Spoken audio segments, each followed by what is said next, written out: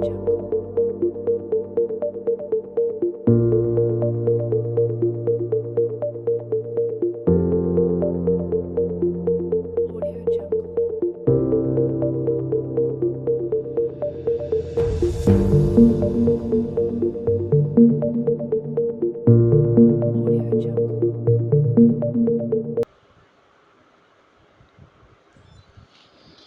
Students, welcome back to the channel. So हम लोग आज चालू करने वाले actual syllabus of 11th standard boards.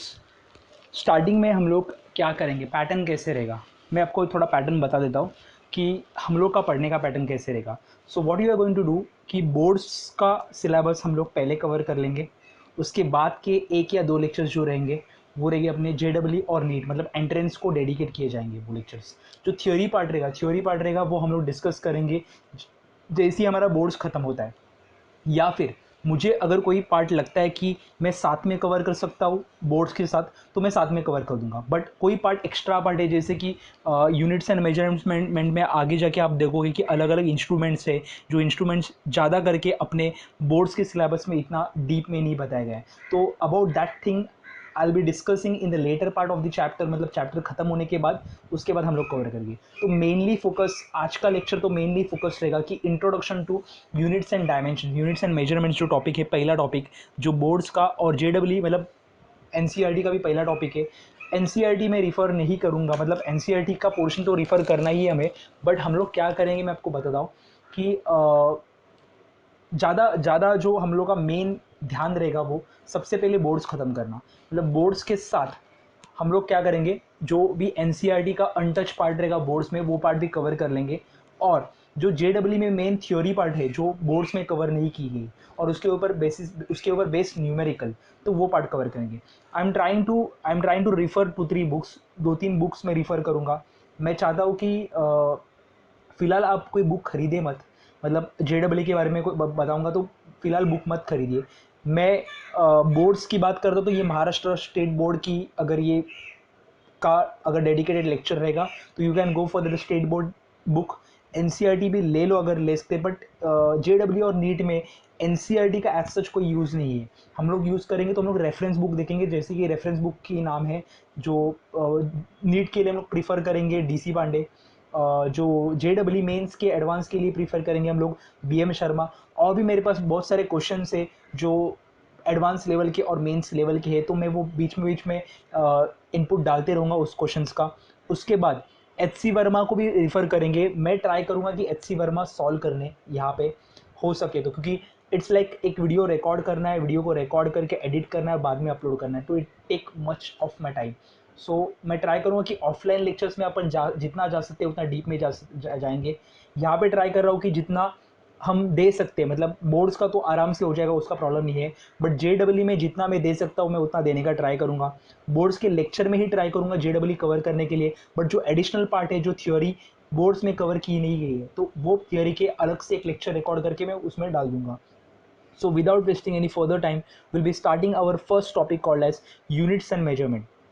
अभी यूनिट्स एंड मेजरमेंट ऐसा टॉपिक है जिसको हम लोग बहुत हल्के में लेते हैं। हाँ, टॉपिक है भी वैसा, बोर्ड्स के लेवल में अगर बात करूँगा तो टॉपिक है भी वैसा। JEE नीट के टर्म्स में बात करूँगी तो भी टॉपिक बहुत इजी है और इसमें न्यूमेरिकल्स गिरते हैं, एक या दो न्यूमेरिकल्स आते हैं, दो नहीं बोलूँगा मैं, एक न्यूमेरिकल आता है वहाँ पे, एक न्यूमेरिकल या फिर थ्योरी आता है। तो इसको हल्के में नहीं लेना है, ये हाथ के मार्क्स है। तो बोर्ड्स या फिर नीट JEE की भी बात करूँ, बोर्ड्स में तो मतलब कैसे कि everything is about physics, in physics everything is about units.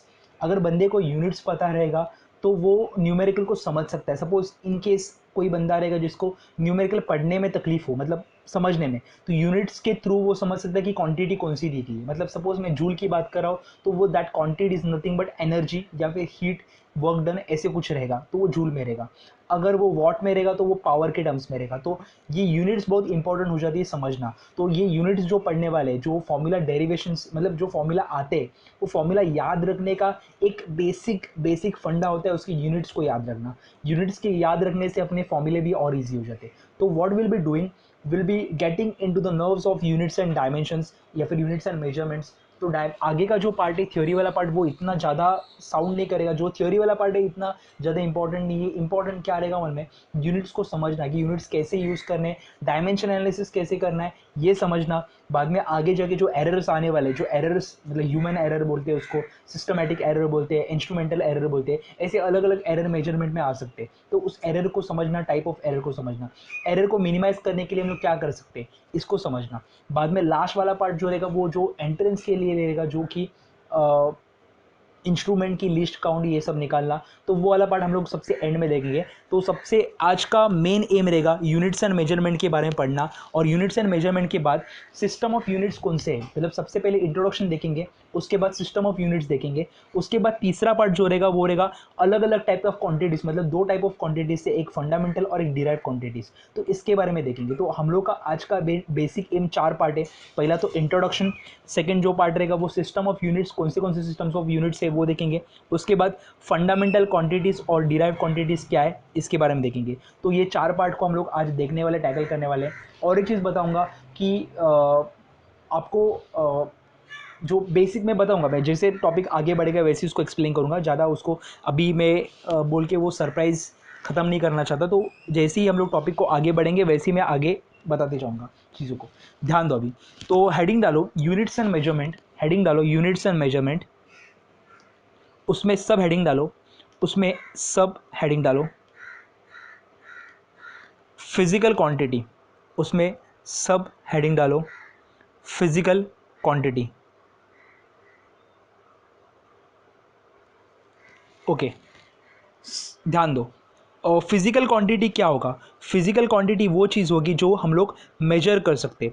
A quantity, a quantitative science, physical मतलब हम लोग अगर फिजिक्स के बारे में बात करेंगे तो वो एक क्वांटिटेटिव साइंस है जहाँ पे हम लोग फिजिकल क्वांटिटी को मेजर कर सकते हैं। मतलब सपोज एक्सपेरिमेंट्स हम लोग कंडक्ट करते हैं तो उसमें अलग अलग टाइप्स के, मेरे जो बोलते हैं ना कि लेंथ का बात करूँगा तो लेंथ एक अलग क्वांटिटी हो गई, एरिया की बात करूँगा तो एरिया एक अलग क्वांटिटी होगी, वॉल्यूम एक अलग क्वांटिटी होगी। तो इसको मेजर करने के लिए जो एंटिटीज़ यूज़ करेंगे उसको बोलते हैं फिजिकल क्वांटिटी। तो physical quantity is nothing but characters that can be measured are called as physical quantities. Any character which can be character of a, suppose मैं बोल रहा हूँ ये ऑब्जेक्ट है, ये सपोज ये मार्कर है, तो मार्कर की कुछ लेंथ है, मार्कर की कुछ थिकनेस है, तो ये लेंथ हो गया उसकी कैरेक्टरिस्टिक्स। तो characteristic which can be measured is called as physical quantity. Clear है, वापस मैं रिपीट करता हूँ, characteristic which can be measured is called as physical quantity. Suppose example में बता रहा हूँ, ये पेन का, पेन की लेंथ है तो पेन की लेंथ ये उसकी कैरेक्टरिस्टिक बन गई। अगर मैं इसको वे करूँगा तो इसका कुछ तो वेट रहेगा, तो ये मास क्या हो गया उसकी कैरेक्टरिस्टिक्स होगी। तो the things, the characteristics which can be measured are called as nothing but physical quantities. तो लिखो characteristics that can be measured, characteristics that can be measured are called as, are called as physical quantity, are called as physical quantity। हो गया, okay. ध्यान दो, हम लोग major कैसे कर सकते हैं, मतलब अगर हम लोग को मेजर करने का रहेगा तो मेजर कैसे कर सकते हैं। सपोज मैं एग्जांपल ले रहा हूँ, ये दो लाइन की, ये लाइन ए है और ये लाइन बी है। तो हम लोग क्या कर रहे हैं, ये क्वांटिटी को हम लोग मेजर कर रहे हैं। मतलब सपोज हम लोग बात कर रहे हैं कि ये मेजर कैसे करना है, तो हम लोग क्या करेंगे, कंपैरिजन करेंगे। सपोज सपोज ये ऑलमोस्ट बोल रहा हूँ मैं, ऐसे कुछ है, तो मैं अगर सपोज सपोज इस क्वांटिटी को मैं एल लेता हूँ, तो ये जो है वो है एल प्लस एल, मतलब कितना बन गया 2L। क्लियर है। तो अगर मैं इस क्वांटिटी को, मतलब ये लेंथ ऑफ, सपोज में ये लाइन है, ब्लैक लाइन है, उसकी लेंथ L लेता हूँ, तो ये L प्लस एल कितना बन गया 2L हो गया। तो मैं कंपैरिजन कर रहा हूँ, मैं कंपैरिजन कर रहा हूँ दो अलग अलग मेजर्स में। सपोज मैं बात कर रहा हूँ, ये एरिया A1 है, सिमिलर शेप की एरिया A2 है।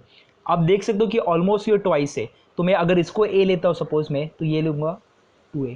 सपोज मैं एग्जांपल बता रहा हूँ, मैं एक्चुअली ये एरिया मैच नहीं हो रहा है, बट ये एग्जांपल के टर्म्स में बता रहा हूँ। तो यहाँ पे मैं क्या कर रहा हूँ, मैं यहाँ पे कंपैरिजन कर रहा हूँ। तो कंपैरिजन जब भी आता है तभी हम लोग क्वांटिटीज़ को मेजर कर देते हैं। जैसे कि ये क्वांटिटी इसकी हाफ है, ये क्वांटिटी इसकी इस लेंथ की हाफ है, तो ये लेंथ इसकी जो बड़ी वाली लेंथ है उसकी क्या हुई, हाफ हो गई। तो जब भी कंपैरिजन होगा तभी क्या आएगा, मेजरमेंट आएगा। तो मेजरमेंट करने के लिए क्या ज़रूरी है, कंपैरिजन। अभी जब कंपैरिजन करेंगे तो हम लोग क्या करेंगे, ध्यान दो। अभी अगर मैं इसको मैं 1 मीटर ले लेता हूँ, सपोज इसको मैं ये वाली जिसको मैं 1 मीटर ले लेता हूँ, तो ये क्या बनेगा, ये बन जाएगा 2 मीटर। क्लियर है, अगर ये 1 मीटर रहेगा तो ये क्या बन जाएगा, 2 मीटर। इसका मतलब क्या है, इसका मतलब है कि मेजरमेंट हम लोग कैसे करेंगे, मेजरमेंट करेंगे multiple of reference standard. Measurement करेंगे मल्टीपल ऑफ रेफरेंस स्टैंडर्ड, मतलब रेफरेंस के लिए इसको मैंने 1 मीटर ले लिया तो इसका मल्टीपल है, देखो 2 टाइम्स 1 मीटर। क्लियर है क्या, तो मेजरमेंट करने के लिए सपोज मैंने इसको 1 मीटर डिफाइन किया तो ये क्या होगा, ट्वाइस हो जाएगा। क्लियर है, अगर मैं इस एरिया को लेता हूँ, सपोज मैं एग्जाम्पल ले रहा हूँ, और एक एग्जाम्पल ले रहा हूँ कि यहाँ पे सपोज एक कॉटन है और यहाँ पे एक स्टील का बॉक्स है, किसका वेट ज़्यादा रहेगा, इसका, बट ऑब्वियसली इसका कॉटन का वेट क्या रहेगा, कम रहेगा। तो ये क्या कर रहा हूँ मैं, कंपैरिजन कर रहा हूँ, कंपैरिजन। तो अगर मेजरमेंट की बात आती है तो मेजरमेंट में क्या होगा, कंपैरिजन तो होगा, कंपैरिजन, बट वो मल्टीपल्स के टाइम में होगा। मतलब सपोज ये रेफरेंस स्टैंडर्ड है मेरा, रेफरेंस स्टैंडर्ड के मल्टीपल्स में बात करूंगा तो आ जाएगा मेजरमेंट। तो अगर मैं और आगे लेता हूँ, और सपोज मैं अगर ऐसे बात कर रहा हूँ कि यहाँ पे मैं लेंथ और बढ़ा रहा हूँ, सपोज ये एरिया को मैं फिलहाल के लिए निकाल देता हूँ यहाँ पे से, और अगर मैं अभी क्या होगा, ये और एल आ जाएगा, तो बताओ एल क्या आएगा, 3 मीटर। क्लियर है क्या, तो multiple of reference standard that is called as what, measurement. तो मैं वापस एक बार बोलता हूँ, the measure quantity X is express in the multiples of what, reference standard. Clear है, तो लिखो, पहला लिख लिया, डेफिनेशन लिख लिया, उसके बाद लिखो, whenever we do comparison between different whenever we do comparison between two different objects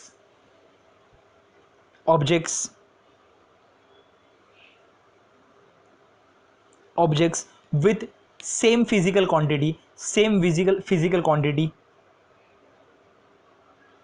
we get into the measurement part of it, therefore measurement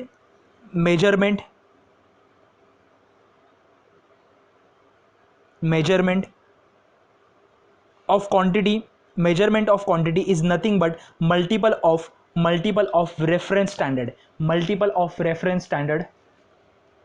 अभी ये रेफरेंस स्टैंडर्ड क्या देखते हैं, मल्टीपल ऑफ रेफरेंस स्टैंडर्ड पता है, रेफरेंस स्टैंडर्ड क्या रहेगा, reference standard वो रहेगा जो इंटरनेशनली एक्सेप्टेड रहेगा। इंटरनेशनली एक्सेप्टेड मतलब क्या, अगर मैं 1 मीटर की बात करता हूँ तो ये इतना लेंथ है, ये बट ऑब्वियसली ये 1 मीटर नहीं, 1 मीटर इसके ऊपर ये बोर्ड के आगे जाएगा। बट अगर मैं 1 मीटर की बात करता हूँ तो ये लेंथ अगर 1 मीटर रहेगा, अगर मैं यूके की बात करता हूँ ये 1 मीटर है, तो ये इंडिया में भी कितना होना चाहिए, 1 मीटर, इतना ही डिस्टेंस होना चाहिए।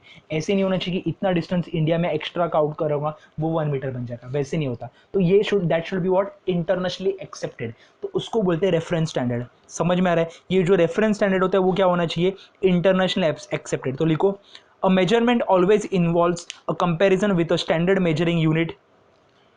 अ measurement always involves a comparison with a standard measuring unit which is internationally accepted. This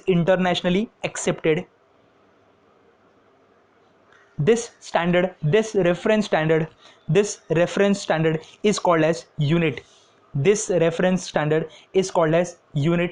आगे वापिस एक बार नोट में लिखो, therefore measurement is nothing but multiple of reference standard। ये 1 मीटर जो था वो क्या था, रेफरेंस स्टैंडर्ड था जो कि इंटरनेशनली एक्सेप्टेड था। इसको क्या बोलेंगे, यूनिट ऑफ मेजरमेंट। क्या बोलेंगे, यूनिट ऑफ मेजरमेंट। क्लियर है तक, आगे लिखो, different quantities are measured in different units.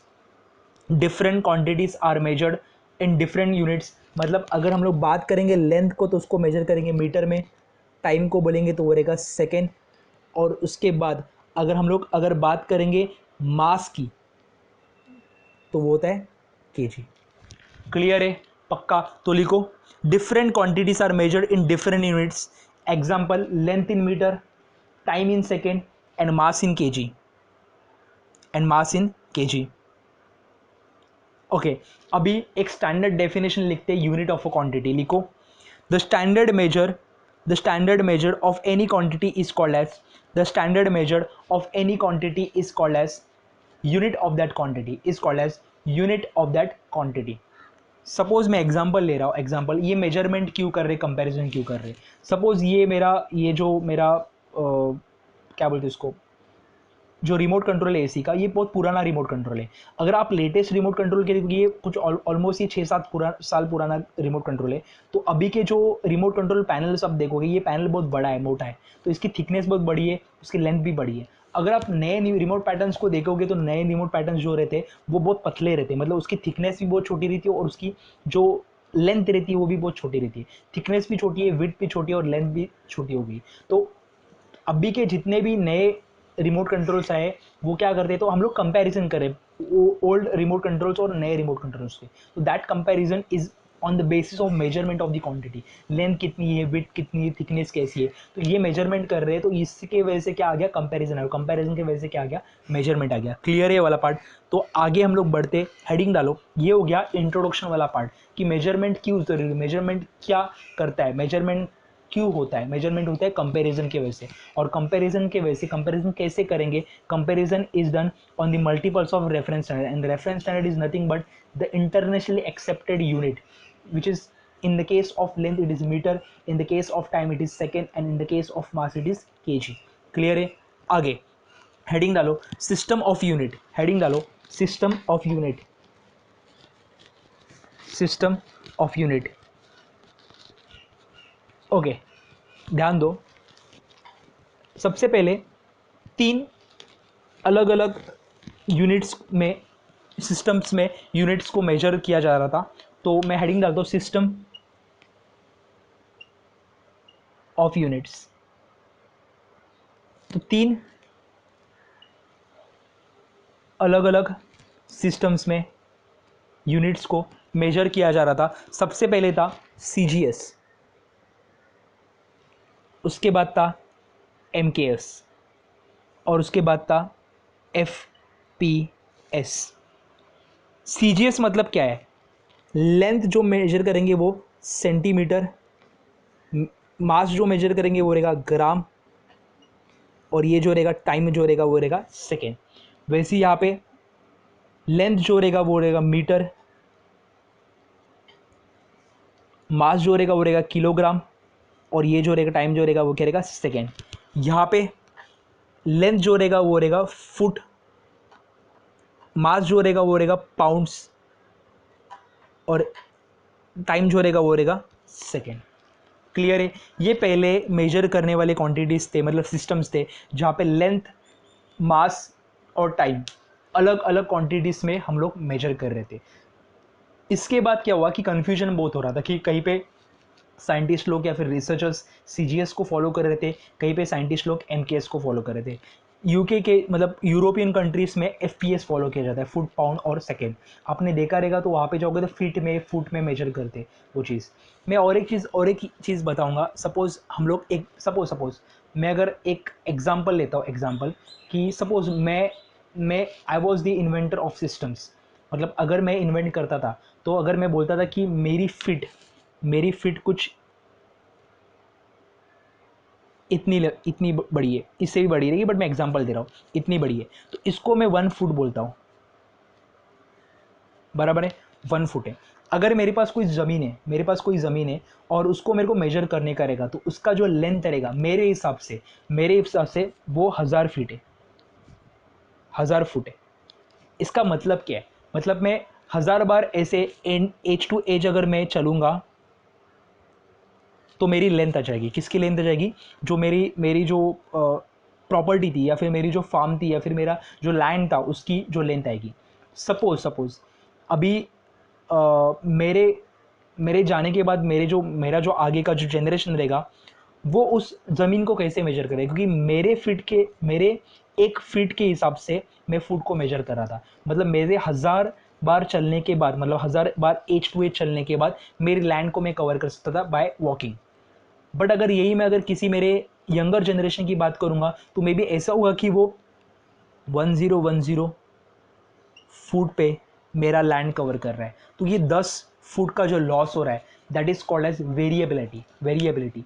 तो मैं मेजरमेंट के लिए एक स्टैंडर्ड तो सेट कर रहा हूँ मेरी फीट, बट वो वेरिएबल हो रहा है। तो बहुत ज़रूरी है कि जो भी यूनिट्स रहेगा वो वेरिएबल नहीं होना चाहिए, वो होना चाहिए कांस्टेंट। मतलब कहीं पे भी जाओगे, कितने भी साल भी देखोगे, तो वो क्वांटिटी हमेशा कांस्टेंट रहनी चाहिए, वो वेरी नहीं होना चाहिए। मतलब 1 meter after thousands of years it should be 1 meter, should be that much only distance, it should not change by a micro second, micrometer also.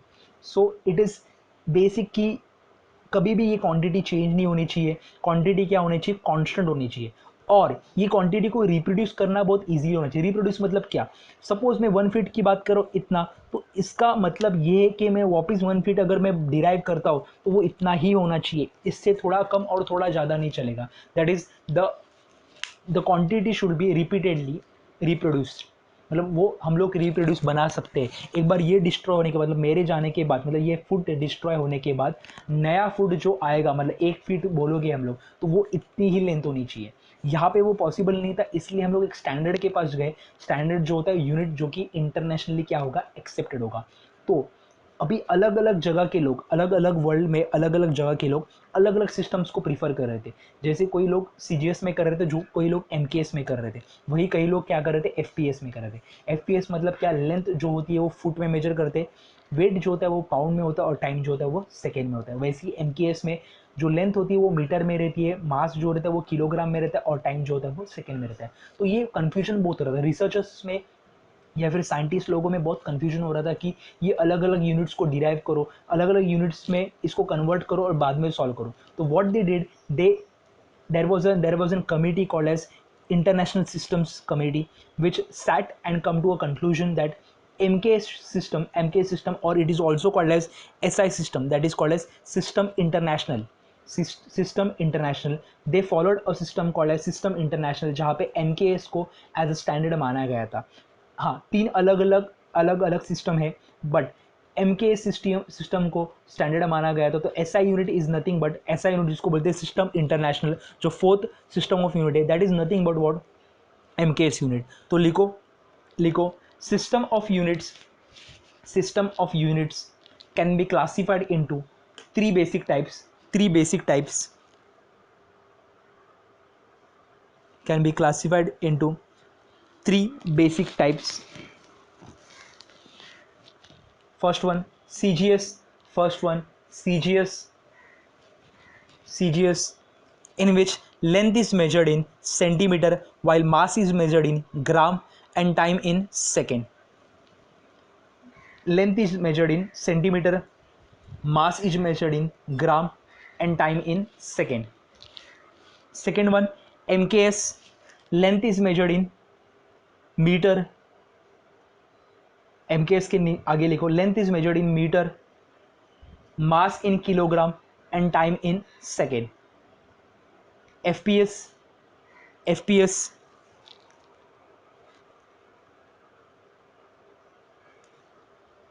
Length in foot,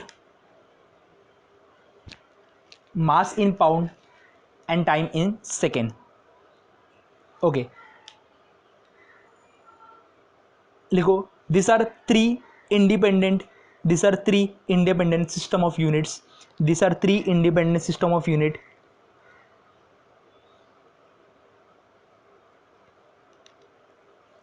And a committee or a conference called as International General Conference of on Weights and Measures, a committee or a conference called as International General Conference of Weights and Measures recommended to use international system of units, recommended to use international system of unit, which is also called as, which is also called as SI units, which is also called as SI units. हो गया, आगे लिखो, आगे लिखो, types of physical quantity, types of physical quantity.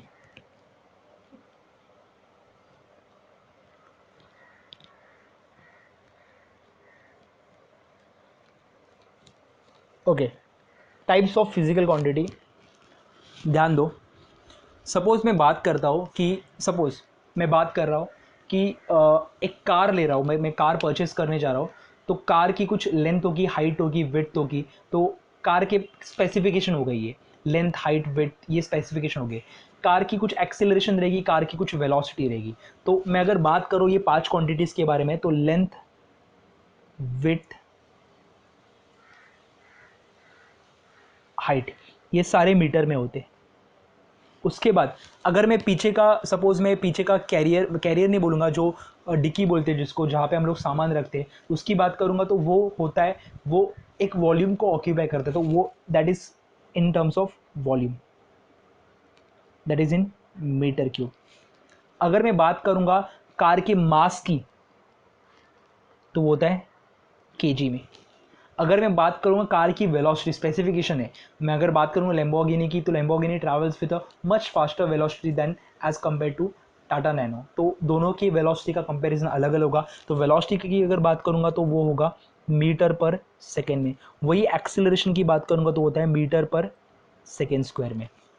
अब देख सकते हो कि ये लेंथ, विड्थ, हाइट, वॉल्यूम, ये सब कुछ एक क्वांटिटी से, ये वॉल्यूम को छोड़ दिया तो ये क्वांटिटीज, बाकी के जी जितने भी क्वांटिटीज है, ये इंडिपेंडेंट है, ये अपने आप मेजर कर सकते हैं। मतलब if you are having a measure tape, you can measure the length of the car, width of the car, height of the car, ये मेजर कर सकते हैं। बट अगर मेरे को वॉल्यूम, वेलोसिटी, एक्सेलरेशन निकालने का रहेगा, तो मुझे दो क्वांटिटीज़ की, दो या फिर दो से ज़्यादा क्वांटिटीज़ की हेल्प लेनी पड़ती है।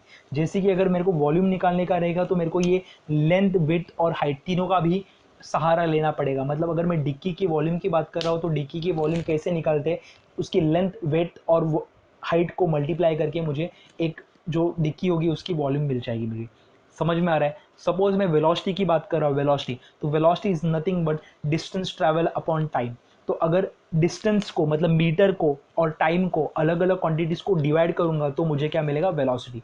सो एक चीज़ मुझे यहाँ पे प्रोमिनेंटली पता चल रही है कि लेंथ, विड्थ, हाइट, ये इंडिपेंडेंट क्वांटिटीज है, that does not depend upon any other quantities. While volume depends upon what? Length, volume और हाइट, तीनों के ऊपर भी, लेंथ, विड्थ और हाइट, ये तीनों के ऊपर डिपेंड है। वैसी वेलोसिटी किसके ऊपर डिपेंड है? Distance travel upon time. Acceleration क्या रहेगा? Velocity upon time. एक्सीलरेशन का यूनिट फॉर्मूला क्या रहता है? Velocity upon time. वेलोसिटी मतलब मीटर पर सेकेंड अपॉन सेकेंड, मीटर पर सेकेंड स्क्वायर। तो ये हम लोग देख सकते हैं कि ये पहले तीन क्वांटिटीज की बात की। मास की भी बात करूंगा तो ये भी एक अलग इंडिपेंडेंट क्वांटिटी हो गई। तो ये किसके ऊपर डिपेंड नहीं होती। Such quantities are called as fundamental quantities. तो क्वांटिटीज, फिजिकल क्वांटिटी दो टाइप में डिवाइड होगा। एक रहेगी फंडामेंटल क्वांटिटी जो कि इंडिपेंडेंट रहेगी, जो किसी और क्वांटिटी के ऊपर डिपेंड नहीं रहेगी खुद के मेजरमेंट के लिए। बट अगर मैं बात करूंगा कि ऐसा क्वांटिटी जो दूसरे क्वांटिटी के ऊपर, मतलब फंडामेंटल क्वांटिटीज के ऊपर डिपेंड है, जिससे हम लोग दूसरी क्वांटिटी को डिराइव कर सकते हैं, उस क्वांटिटी का नाम क्या रहेगा? उस क्वांटिटी का नाम रहेगा क्या? Derive quantities. अगर मैं बात करता हूँ कि एनर्जी या फिर वर्क डन की, वर्क डन का फॉर्मूला होता है फोर्स इंटू डिस्प्लेसमेंट, बराबर है। फोर्स क्या होता है? Mass into acceleration into displacement. Mass जो हो गया वो एक इंडिपेंडेंट क्वांटिटी हुआ, displacement, distance travel, independent quantity. But acceleration is nothing but what? Derive quantity. ये तीनों को मिला के और एक क्वांटिटी मिल रही है मुझे, वर्क डन। तो work done is also nothing but a derive quantity. मतलब एक क्वांटिटी और एक से ज़्यादा क्वांटिटी, फंडामेंटल क्वांटिटीज को बना के मुझे अगर एक दूसरी क्वांटिटी मिल रही है, तो उसको बोलते हैं डिराइव क्वांटिटीज। तो derive quantities are nothing but a combination of fundamental quantities, while fundamental quantities does not depend upon any other quantities for its measurement, that are called as fundamental quantities. So लिखो heading, types of physical quantity लिखा, उसमें लिखो पहला fundamental quantities and units. Fundamental quantities and units लिखो। The physical quantity which do not depend upon, the physical quantity which do not depend upon any other physical quantity for its measurement, the physical quantities which do not depend upon any other physical quantity for its measurement are called as fundamental quantities, are called as fundamental quantities, बराबर है, are called as fundamental quantities. There are total seven fundamental quantities. There are total seven fundamental quantities. First one, length. Second one, mass, third one, time, fourth one, temperature, fifth one, electric current, sixth one, amount of substance, और seventh one, luminous intensity. Okay, ध्यान दो, मैं एक एक चीज़ को बताऊंगा, मैं deep में बताऊंगा, कोई प्रॉब्लम नहीं है। जैसे मास, लेंथ, मास और टाइम को इंडिविजुअली पढ़ाने वाला हूँ, वैसे temperature, electric current, amount of substance और ल्यूमिनस इंटेंसिटी को भी इंडिविजुअली पढ़ाऊंगा। अभी हम लोग सिर्फ क्वांटिटीज़ के नाम पढ़ रहे, क्वांटिटीज़ कहाँ पे यूज़ हुआ वो पढ़ेंगे, सिर्फ इतना ही देखेंगे, उसकी यूनिट्स देखेंगे, उसके बाद डिराइव क्वांटिटीज़ पे जाएंगे। तो अभी हम लोग सिर्फ बेसिक पढ़ रहे, आगे के सेकंड लेक्चर या फिर थर्ड लेक्चर, सेकंड लेक्चर में, मोस्ट प्रोबेबली सेकंड लेक्चर में हम लोग उसको डीप में पढ़ेंगे, how length is measured, how mass is measured, how time is measured, क्योंकि फंडामेंटल क्वांटिटीज के ऊपर डिपेंड ही कौन सी क्वांटिटीज है, डिराइव क्वांटिटीज। तो it's important to understand what are the fundamental quantities and how it is they are calculated, मतलब किस बेसिस के ऊपर उसको निकाला गया, तो वो बहुत इंपॉर्टेंट बनती है। तो इसको हम लोग अलग से पढ़ेंगे, कोई प्रॉब्लम नहीं उसका। बट अभी फिलहाल के हम लोग सिर्फ क्या पढ़ रहे हैं, उसके नाम पढ़ रहे हैं, वो कहाँ पे यूज़ होगा वो देखेंगे, ज़्यादा डीप में नहीं करेंगे, डीप में एक एक क्वांटिटीज़ को अलग से पढ़ेंगे, कोई प्रॉब्लम नहीं। अभी फिलहाल के लिए लेंथ, लेंथ मतलब क्या होता है कि डिस्टेंस कैलकुलेट करने के लिए जो चीज़ यूज़ करते हैं उसको बोलते हैं लेंथ। जो इसका यूनिट क्या होता है, अगर यूनिट की बात करूँगा तो ये क्वांटिटी हो गया,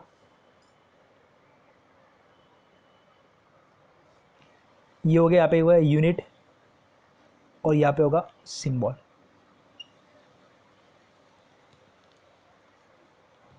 टेम्परेचर, इलेक्ट्रिक करंट तक तो तुम लोगों ने पढ़ लिया है। इसके आगे का जो अमाउंट ऑफ सब्सटेंस और ल्यूमिनस इंटेंसिटी है, इसको मैं एक्सप्लेन करूंगा जैसे ही हम लोग नेक्स्ट लेक्चर में बढ़ेंगे। अभी फिलहाल के लिए मैं इसको सिर्फ इसका यूनिट और सिंबल बता रहा हूँ। तो यूनिट्स और सिंबल को बराबर देख लेते हैं, क्योंकि देखो मुझे बताना तो सब चीज़ों को है, बट आराम से बताएंगे, कोई घाई नहीं करेंगे इसमें। यूनिट जो रहेगा, पहला यूनिट जो रहेगा इसका रहेगा मीटर, मास का जो रहेगा वो रहेगा किलोग्राम, वही टाइम का रहेगा सेकेंड्स, टेम्परेचर का रहेगा केल्विन, और इसका रहेगा एम्पियर। अभी ये दो नई चीज़ें, अमाउंट ऑफ सब्सटेंस जो होता है वो होता है मोल में, और ये जो होता है वो होता है कैंडिला। देखते हैं हम लोग क्या है। सिंबल जो रहेगा उसका रहेगा मीटर, इसका रहेगा किलोग्राम, इसका रहेगा सेकेंड्स, इसका रहेगा केल्विन के, एम्पियर ए, मोल MOL, और कैंडिला CD। ओके, ये सिंबल्स और मेजर ये हो गया। मैं वापस एक बार बताता हूँ, क्वांटिटीज़ के जो यूनिट रहेंगे उसको बोलते हैं fundamental units. Quantity, fundamental quantities क्या होती है, physical quantity which do not depend upon any other physical quantity for its measurement are called as fundamental quantities. There are basic 7 fundamental quantities, पहले length, mass, time, temperature, electric current, amount of substance और क्या, luminous intensity। अभी इस quantity का जो unit रहेगा, जो standard of measurement रहेगा, रेफरेंस ऑफ मेजरमेंट रहेगा, उसको बोलते हैं क्या, फंडामेंटल यूनिट। तो लिखो पहले, ये जो चार्ट है ये बाद में ड्रॉ करना है, पहले लिखो fundamental units. The units used to measure fundamental quantities are called as, the units used to measure fundamental quantities are called as fundamental units. Fundamental units. The 7 fundamental quantities, its units and the symbol are given in the table. The 7 fundamental quantities, its units and symbol are given in the table. साथ के साथ fundamental quantity लिख दो। हम लोग derive quantity के definition को भी पढ़ेंगे, डिराइव यूनिट को भी पढ़ेंगे, और उसके बाद साइन कन्वेंशन जो भी हम लोग कंसिडर करेंगे, कन्वेंशंस क्या होते हैं ऐसा यूनिट को डेजिग्नेट करने के लिए, वो देखेंगे, और उसके बाद एक एक क्वांटिटी को अच्छे से पढ़ेंगे। समझ में आ रहा है? पढ़ने वाले क्वांटिटीज़ को तो आराम से पढ़ेंगे, कोई प्रॉब्लम नहीं, बट पहले सबसे पहले क्वांटिटी जो अपनी डिराइव क्वांटिटी से डिराइव्ड यूनिट है उसको भी देख लेते। तो सबसे पहला पार्ट जो था इंट्रोडक्शन वाला पार्ट, वो ख़त्म हो चुका है। जो सिस्टम ऑफ यूनिट्स वाले पार्ट थे, जो कि MKS, CGS और क्या FPS, ये खत्म हो चुका है। बाद में हम लोगों ने पढ़ा what are fundamental quantities and what are fundamental units. अभी एक इंपॉर्टेंट चीज़ बताऊंगा। इंपॉर्टेंट चीज़ क्या है, ये जो फंडामेंटल क्वांटिटीज के बारे में पढ़ा मैंने, 7 fundamental quantities, this are called as primary fundamental quantity. अभी सबको यहाँ तक तो पता है, लेंथ मीटर में मेजर करेंगे, मास मतलब क्या, बॉडी का मतलब बॉडी कितनी कितनी हैवी है, ये सब कैलकुलेट करने के लिए। हाँ देखो, वेट में और मास में फ़र्क है। Weight is nothing but a vector quantity जिसको मास इंटू ग्रेविटी से, एक्सीलरेशन ड्यू टू ग्रेविटी से मल्टीप्लाई कर दे। Weight is nothing but it's an action, it's an reaction provided by the body on the earth. जो earth provide करेगा normal reaction, वही अगर action की बात करूंगा तो क्या करेगा, वेट प्रोवाइड करेगा बॉडी ऑन दी अर्थ। वो देखेंगे बाद में जब आएगा चैप्टर में, अगले वाले आगे के जो चैप्टर है उसमें आएगा तभी देख लेंगे। अभी टाइम जो रहेगा, ये अगर मैं बात करूँ तो ये अगर सेकेंड्स की बात करो, ये 1 सेकेंड, 2 सेकेंड, 3 सेकेंड, 4 सेकेंड, तो ये जो मेजरमेंट होता है वो सेकेंड्स में होता है। वो कैसे बताते हैं, वो एक आर्बिट्री पकड़ा गया है। हाँ, इसको कैसे डिफाइन करेंगे ये हम लोग बाद में देखेंगे, हर एक क्वांटिटीज को। इलेक्ट्रिक करंट तो सबको पता रहेगा। इलेक्ट्रिक करंट क्या होता है, when there is a potential difference, electron flows और इलेक्ट्रॉन्स के ऑपोजिट डायरेक्शन में करंट फ्लो होता है, यहाँ तो सबको पता है। अमाउंट ऑफ सब्सटेंस, सुनो, हम लोग बात करते हैं मॉलिक्यूल्स की। अगर मॉलिक्यूल्स की बात करेंगे, जो अभी हम लोग साइंस में बात करेंगे, मॉलिक्यूल्स एटम्स की बात करेंगे, तो एटम्स को मेजर करने, कितने एटम्स है ये सब मेजर करने के लिए हम अमाउंट ऑफ सब्सटेंस का सहारा लेते। तो अमाउंट ऑफ सब्सटेंस को मैं अच्छी तरीके से पढ़ाऊंगा, बट अभी के लिए फिलहाल के समझ के लो, amount of substance is nothing but, in this physics हम लोग अभी तक मास के टर्म्स में बात करते थे, अभी हम लोग एटम्स के टर्म्स में बात करेंगे, तो वो अमाउंट ऑफ सब्सटेंस में जाएगा। मैं बताऊंगा इसके बारे में, अमाउंट ऑफ सब्सटेंस के बारे में बाद में। ल्यूमिनस इंटेंसिटी मतलब क्या है, सपोज मैं एग्जांपल ले रहा हूँ, एक कैंडल है, कैंडल को अगर मैं मतलब लाइट को मेजर करने का एक मीडियम है, उसको बोलते हैं कैंडिला, ल्यूमिनस इंटेंसिटी। अगर मैं एक कैंडल को बर्न करता हूँ और कैंडल को बर्न करने की वजह से जो फ्लेम आने वाली है, वो फ्लेम कितनी इंटेंसिटी से रूम को एनलाइटन करेगी, that is calculated on the basis of luminous intensity. ये बाद में देखेंगे हम लोग, जैसे ही अपना सिलेबस आगे जाएगा, नेक्स्ट लेक्चर में हम लोग ये दोनों को अच्छी तरीके से पढ़ेंगे, जैसे ये क्वांटिटीज़ को पढ़ने वाले। क्लियर है? आगे हम लोग देखेंगे कि ये प्राइमरी फंडामेंटल क्वांटिटीज़ होगी। तो आगे का जो नया पार्ट रहेगा उसको बोलते हैं सप्लीमेंट्री क्वांटिटीज़ या फिर सप्लीमेंट्री यूनिट्स।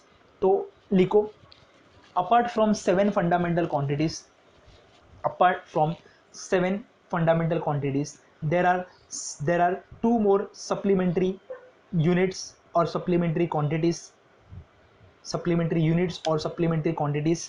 फर्स्ट पार्ट रहेगा प्लेन एंगल और सेकेंड पार्ट रहेगा सॉलिड एंगल। प्लेन एंगल और सेकेंड पार्ट क्या रहेगा, सॉलिड एंगल। प्लेन एंगल में क्या होता है, ध्यान दो, मैं इसको रफ नहीं कर रहा हूँ, इसको वैसे का आपको ये कॉपी करना है, इसके पहले इसको पूरा कॉपी करना है। ध्यान दो, सपोज मैं ऐसे बता रहा हूँ कि पार्टिकल ए पे था, पार्टिकल ए से पार्टिकल बी पे गया, तो कुछ एंगल ट्रेस किया थीटा, ये रेडियस आर है और लेंथ ऑफ आर क्या है, एल। लेंथ ऑफ आर क्या है, एल। तो हम लोग ये 2 डायमेंशन में स्टडी करें, 2 डायमेंशन में स्टडी कर रहे हैं, तो अगर ये 2 डायमेंशन में स्टडी करेंगे तो ये बन जाता है plane angle. Whenever an angle is studied और calculated in the 2 dimensional quantity, it is called as 2 dimensional space, बोल सकते हैं 2 dimensional space, it is called as plane angle. And plane angle का जो यूनिट रहेगा वो रहेगा radian. Clear है? प्लेन एंगल का जो यूनिट रहेगा वो क्या रहेगा, रेडियन। अभी कैपिटल ने स्मॉल में लिखना होता है, इसका बता दो क्या होगा, साइन कन्वेंशन के हिसाब से आता है वो रेडियन। सॉलिड एंगल क्या होगा, ये तो आपको पता है, प्लेन एंगल तो पता है रेडियंस में रहता है, हम लोग निकालते हैं कि अगर ये ऐसे ट्रैवल करेगा तो ये होता है पाई बाय टू रेडियन, मतलब 90 डिग्री। तो 2 डायमेंशनल स्पेस में हम लोग जब भी कोई एंगल को मेजर करेंगे तो वो होता है प्लेन एंगल। अभी अगला वाला पार्ट क्या है, सॉलिड एंगल। सॉलिड एंगल की बात करेंगे तो कैसे दिखेगा मैं बताता हूँ। सपोज मैं अगर ये स्फीयर की बात कर रहा हूँ, अगर मैं ये कंसीडर करूँ यार, ये स्फीयर है, ये स्फीयर की बात कर रहा हूँ, तो ये सेंटर है, स्पीयर है, स्पीयर मतलब क्या होता है, 3 डायमेंशन, ये सर्कल नहीं है, स्पीयर है। तो अगर स्पीयर की बात कर दो, सपोज ऐसे मैं बना रहा हूँ, रुको आपको समझ में आ जाएगा। ओके, स्पीयर की बात कर रहा हूँ और मुझे स्पीयर 3 डायमेंशन होता है और सर्कल होता है 2 डायमेंशन।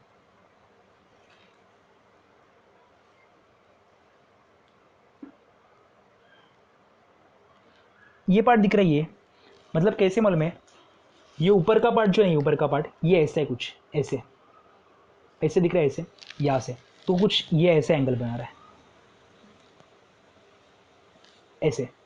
तो ये 3 डायमेंशन में एंगल बना है। 3 डायमेंशन मतलब कैसे, मैं बता रहा हूँ, और एक एग्जांपल देके बताता हूँ आपको। मैं ये डायग्राम इसके लिए बनाया कि मेरे को इसको एक्सप्लेन करना था कि ये फॉर्मूला कैसे होता है। जैसे कि फेस प्लेन एंगल में हम लोग लिखते कैसे, जो प्लेन एंगल का जो फॉर्मूला रहता है वो रहता है theta equals to S into R. तो एस का फॉर्मूला रहता है लेंथ ऑफ आर्क, एक सेकेंड, लेंथ, एक सेकेंड में गड़बड़ कर दिया, थीटा का फॉर्मूला रहता है S upon R, length of arc upon radius. वैसे फॉर्मूला को डिराइव करने के लिए मैंने ये बताने का बात, मतलब बताने के लिए मैं ट्राई कर रहा हूँ। ये ध्यान दो। अभी सपोज ये एक 3 डायमेंशनल बॉडी है, स्पेस में रखिए, और एक पॉइंट से ये 3 डायमेंशनल बॉडी कुछ ऐसे एंगल बना रही है, ये कुछ एंगल बना रही है यहाँ पे, तो ये एरिया एंगल बना रहा है। इसके पहले क्या था, लेंथ ऑफ आर्क एंगल बना रही थी। यहाँ पे क्या एंगल बना रहा है, एरिया। तो ये 3 डायमेंशनल बॉडी में अगर बात करूंगा तो ये एरिया हो जाएगा। अगर ये 2 डायमेंशन की बात करूंगा तो ये बन जाता है लाइन, मतलब आर्क बन जाता है। तो अगर मैं 3 डायमेंशन की बात कर रहा हूँ तो ये पूरा एक एरिया बन जाता है, बट अगर ये 2 डायमेंशन की बात करता हूँ तो ये क्या बन जाता है, लाइन। तो ये angle subtended by this length of arc is called as solid angle, ये थीटा, बराबर है। अभी ये हम लोग अगर इसकी बात करें, किसका, सॉलिड एंगल की बात करेंगे, तो ये आ जाता है रो, या फिर ओ में इसको इसका नाम क्या है, इसको उल्टा कर दिया है, मतलब जो रेजिस्टेंस का ही क्वांटिटी, रेजिस्टेंस को उल्टा नहीं, रेजिस्टेंस का ही क्वांटिटी ओम जैसे लिख दिया। अभी ध्यान दो, मैंने यहाँ पे बनाया तो देखो, यहाँ पे 2 एरिया बन रहे हैं, ये वाला एक एरिया बन रहा है, बट इसको नहीं कंसिडर करना है। इसको अगर कंसिडर करूँगा तो ये ऐसे बनेगा कुछ, ये वाला पार्ट नहीं है। सॉलिड एंगल क्या रहेगा, ये तो हॉलो वाला पार्ट है, मतलब सर्कल का ये वाला जो पार्ट है वो हॉलो है, मेन पार्ट ये वाला है, देखो ये लाइन है, तो ये वाला लाइन ये कुछ ऐसे डोम बन रहा है। अभी मुझे बताओ कि सपोज ये मेरे को अगर पूरा सॉलिड एंगल निकालना है, पूरा सॉलिड एंगल निकालूंगा तो पूरा सॉलिड एंगल क्या रहेगा, सरफेस एरिया। सरफेस एरिया और एरिया में फर्क क्या होता है, एरिया होता है, एरिया ऑफ क्रॉस सेक्शन होता है, क्रॉस सेक्शन का एरिया। बट सरफेस एरिया मतलब जो सरफेस के ऊपर जो एरिया होता है, मतलब जो बाउंड्री के ऊपर एरिया होता है उसको बोलते हैं सरफेस एरिया। सुनो, यहाँ पे लेंथ था तो यहाँ पे सरफेस एरिया है, तो मेरा जो इसका नाम क्या, सॉलिड एंगल का फॉर्मूला रहेगा, वो रहेगा surface area upon r square. इधर था length of arc upon r, यहाँ पे surface area upon r square. Surface area of a sphere is nothing but 4 pi r square upon r square, cancel, answer आ गया 4 पाई। यहाँ पे क्या आएगा, यहाँ पे इसका नाम जो देगा, इसको लिखते हैं हम लोग स्टेरेडियन।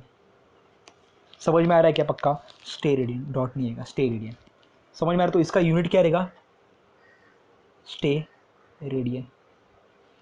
क्लियर है।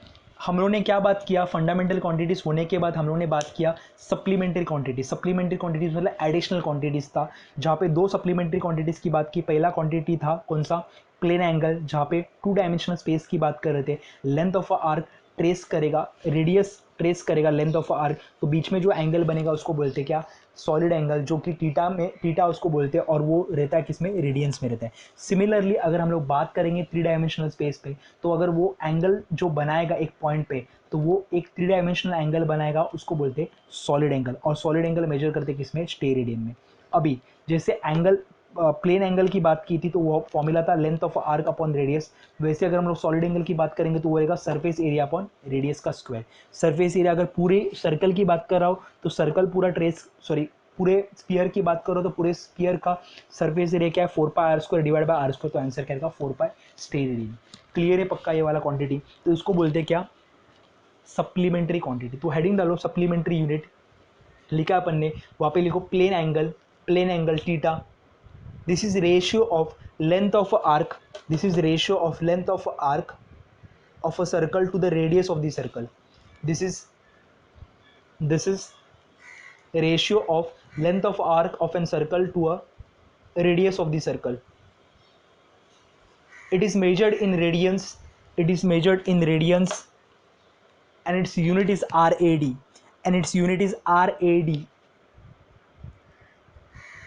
हो गया. आगे लिखो second point steradian.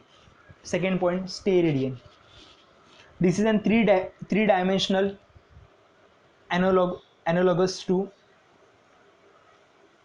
plane angle. This is an three-dimensional analogous to plane angle and is defined as ratio of portion of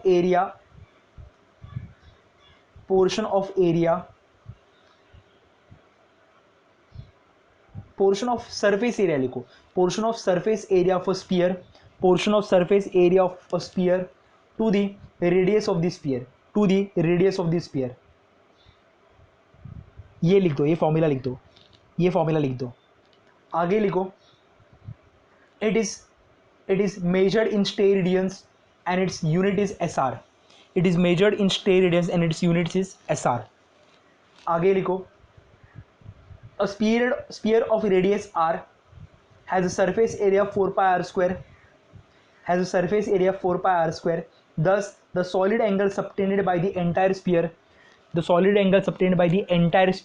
is, ये पूरा लिखो, पूरा एज इट इज, यहाँ से लेके यहाँ तक पूरा एज इट इज कॉपी करना है आपको. कर लिया कॉपी. अभी आ जाओ डिराइव्ड क्वांटिटी पे. तो हेडिंग डालो derived quantity and units. Heading लिखो derived quantities and units.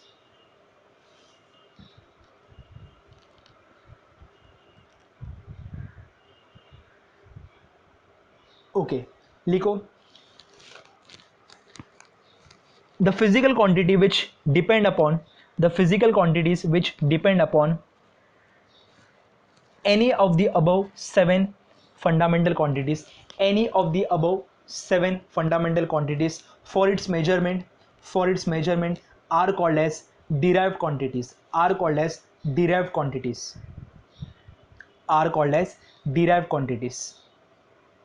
The units of measurement, the standard unit of measurement for a derived quantities is derived units.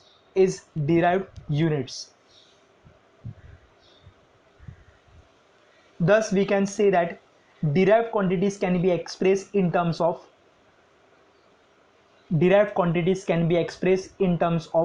one or more than one fundamental quantities.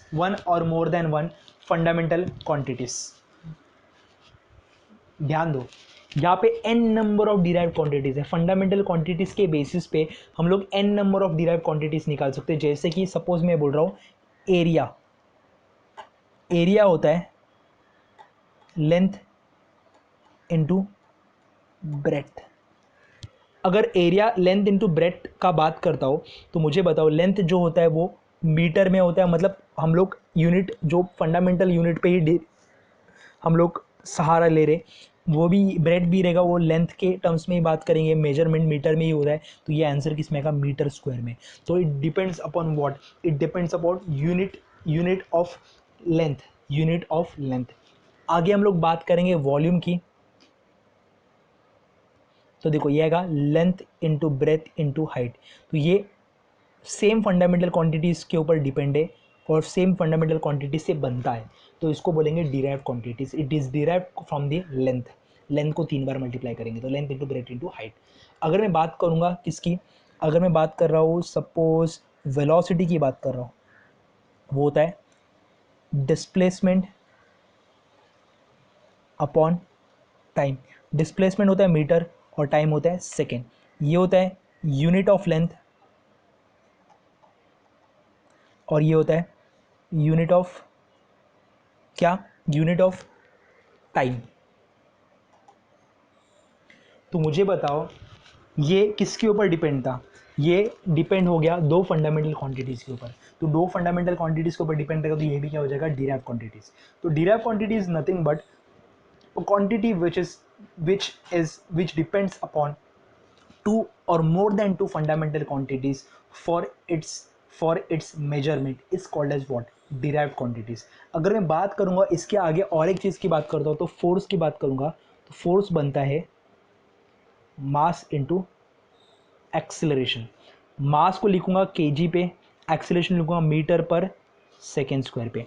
तो KG जो था वो क्या था, unit of mass, metre जो था वो था यूनिट ऑफ लेंथ, और सेकेंड स्क्वायर जो था वो था यूनिट ऑफ टाइम।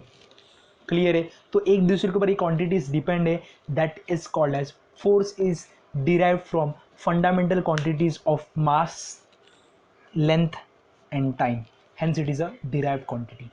क्लियर है। डिराइव क्वांटिटी मतलब क्या रहेगा, वो एक या फिर एक से ज़्यादा फंडामेंटल क्वांटिटीज के ऊपर डिपेंड रहेगी खुद के मेजरमेंट के लिए, that quantity is called as derived quantities.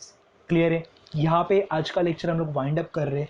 इसके आगे जो रहेगा वो साइन कन्वेंशन रहेंगे। कन्वेंशन, साइन कन्वेंशन नहीं बोलेंगे, सिर्फ कन्वेंशन रहेंगे, convention for writing any fundamental unit.